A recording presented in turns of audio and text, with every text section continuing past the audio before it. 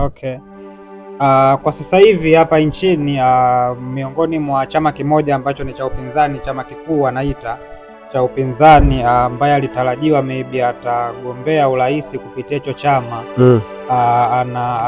ana kesi ambayo bado inaendelea kutokea mahakamani na bado inazidi kulindima, so imekuwa inavuta sana hisia za Watanzania kwamba inakuwaje kiongozi mkuu wa chama pinzani anakuwa ana kesi kipindi cha uchaguzi. Na sasa hivi vyama vingine pinzani ambavyo vinashiriki uchaguzi huu mwaka ni kama havina nguvu sawa na kile chama ambacho mpinzani wao kiongozi wao yuko na kesi mahakamani. So wadau wengi mitandaoni wamekuwa wanasema ni kama CCM huu mwaka inashindana yenyewe, haina mpinzani mkuu.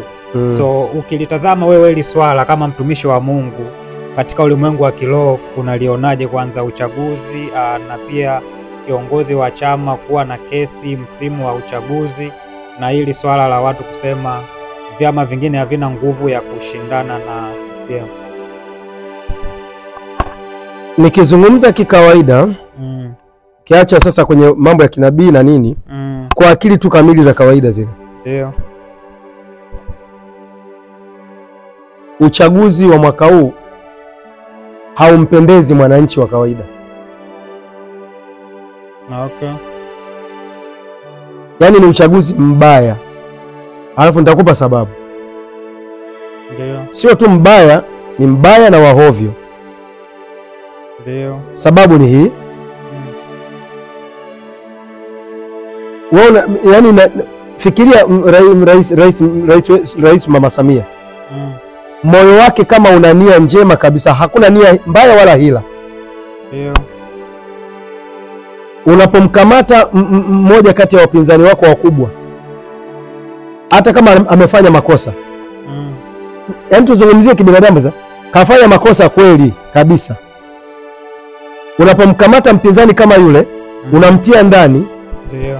Kama angekuwa amevunja sheria ya kweli, itakiwa ili ashinde kihalali na moyo wake ukiwa safi, akimtia ndani yule, haraka tume imchukue yule makamu, haraka imthibitishe, haraka ingie kwenye mchakato haraka wa kampeni.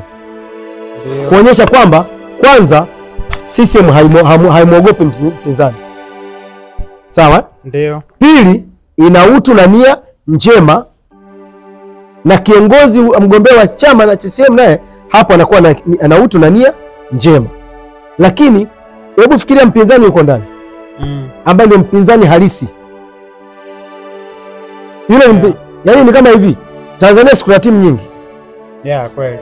Lakini hivyo unajua unapocheza Simba na Yanga, unafahamu kwamba nyuma ya Yanga kuna timu fulani, alafu na nyuma timu zinakuwa makundi kweli. Tanzania nzima.